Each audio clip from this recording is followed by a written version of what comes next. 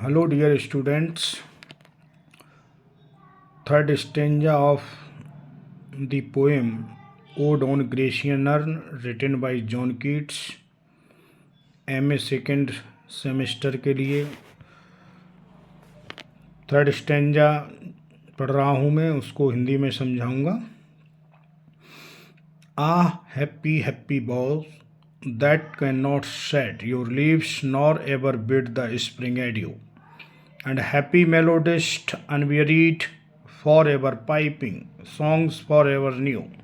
More happy love, more happy, happy love, forever warm and still to be enjoyed, forever painting and forever young, all breathing human passion for above, that leaves a heart high sorrowful and cloyed, a burning forehead and a parching tongue. This is the third stanza. Poet कहता है कि जो कलश हैं, अस्थि कलश हैं, अर्ण हैं ग्रीस के, उनमें जो चीज़ें उकेरी गई हैं, जो छपी हैं, पेंटेड हैं, वे परमानेंट हैं, सदा परमानेंट हैं। प्रेमी और प्रेमिकाओं के चित्र परमानेंट हैं। संसारिक प्रेम से बढ़कर के वे अमरता को प्राप्त कर चुके हैं। हैप्पी हैप्पी बॉज, जो टहनियाँ हैं वृक्षों की, वे बड़ी खुश हैं। That can not shed your leaves, अब उनमें से कभी भी पत्ते नहीं झड़ेंगे, क्योंकि पेंटिंग है, उनमें क्या पत्ते झड़ेंगे। Nor ever bid the spring adieu, और ये बसंत ऋतु को कभी अलविदा नहीं कहेंगे। बसंत ऋतु हमेशा बनी रहेगी, क्योंकि चित्र हैं। एंड हैप्पी मेलोडिस्ट अनवेरीड, और जो बांसुरी वादक है, जो बजा रहा है, उसमें जो चित्र है, वो कभी थकेगा नहीं और थक कर बांसुरी नहीं रखेगा। फॉर एवर पाइपिंग, बजाता ही रहेगा।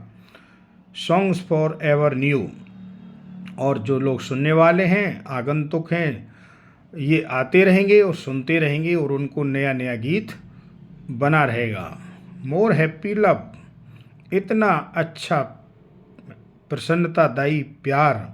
मोर हैप्पी हैप्पी लव, ये उस लव से ज़्यादा अच्छा है जो संसारिक दुनिया में लोग लव करते हैं, जो झूठा भी हो सकता है, छल कपट प्रपंच फरेबी भी हो सकता है, लेकिन ये पवित्र प्रेम है, क्योंकि प्रेमी और प्रेमिका एक दूसरे के पास तो हैं, पर वो किसी को टच नहीं कर रहे हैं, किसी को टॉर्चरिंग भी नहीं कर रहे, किसी को किस भी नहीं कर रहे।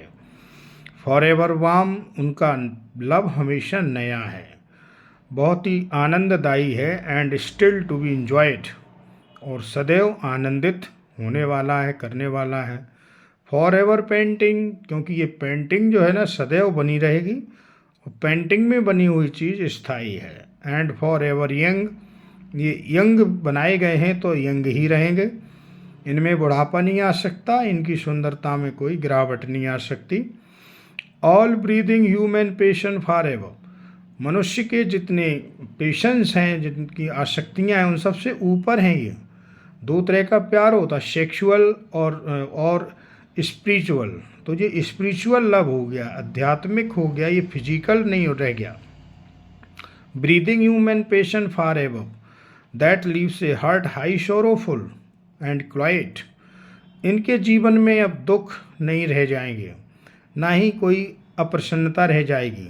इस लाइन में जॉन कीट्स ये बताना चाहते हैं कि संसार में दुख है, दुख से भरा हुआ है, क्योंकि उनका पूरा परिवार ट्यूबरकुलोसिस, टीबी की रोग से ग्रसित था, जिसमें सिर दर्द, बुखार, ज्वर सब रहता था।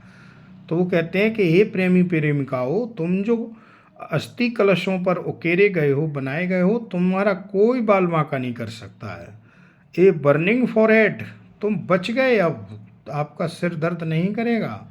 एंड ए पार्चिंग टंग, और नहीं इस बात का दुख है कि अब तुम्हारी पीड़ा हो रही है, आपकी जो है जिह्वा में फिसलन हो रही है, इस तरह का कुछ भी नहीं।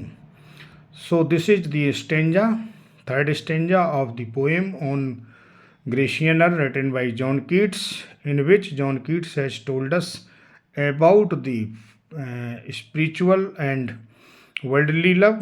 Physical love is intended to make sex and physical pleasure. On the contrary, the spiritual love is permanent and platonic. So the things have been connected with his feelings. John Keats has connected the scene of Grecian urn with the real life and afterlife. So this is the description of third stanza. Okay, thank you.